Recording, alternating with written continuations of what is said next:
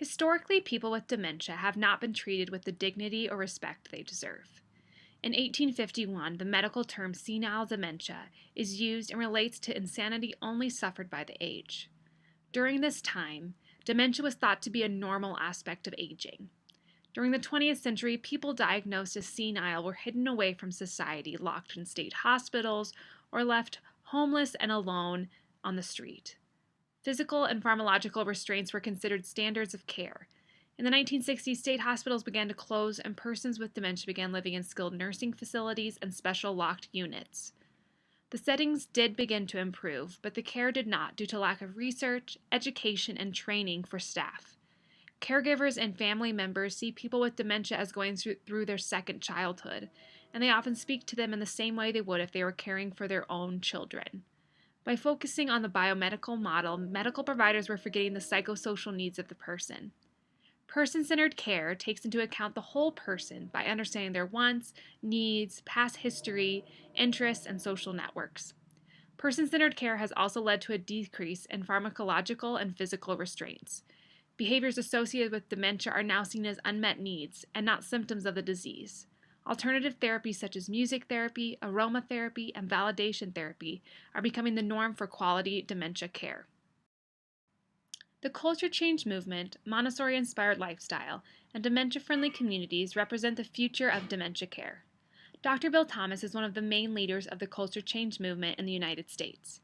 He began his work as a physician in a nursing home, and it was there that he discovered that older Americans were suffering from boredom, helplessness, and loneliness due to the institutional model of care provided to them. By creating a home-like environment filled with plants, animals, and children, the Eden Alternative works to ensure that elders are valued.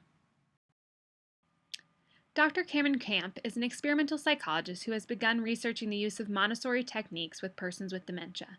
The Montessori method is traditionally used with children, but he has found when used with persons with memory impairment, it leads to empowerment and increased self-esteem. Persons with memory impairment can use cognitive tools such as templates and signs to help them remain independent and lead meaningful lives. A dementia-friendly community is a place where those with dementia and their family caregivers are understood, supported, and able to actively function as part of that community. This program helps to educate the community, which leads to a reduction in the negative stigma associated with the disease and provides support and services for the families. If a dementia-friendly community is successfully implemented, the families of people with dementia are not only supported, but the person living with dementia will continue to be able to participate in community activities they enjoy, whether through employment, volunteering, or social activities, even after being diagnosed. The focus for the future will be on creating communities for the families and people who live with dementia. Instead of viewing the diagnosis as the end of their life, it will be seen as a new chapter in their lives. The only way to make this future possible is to change the negative language and stigma associated with the disease, and to bring those who are diagnosed with dementia into the spotlight.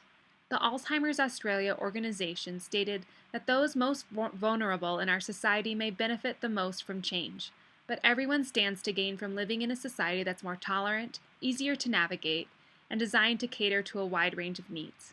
Dementia care is not just a model for some, but a model for society as a whole.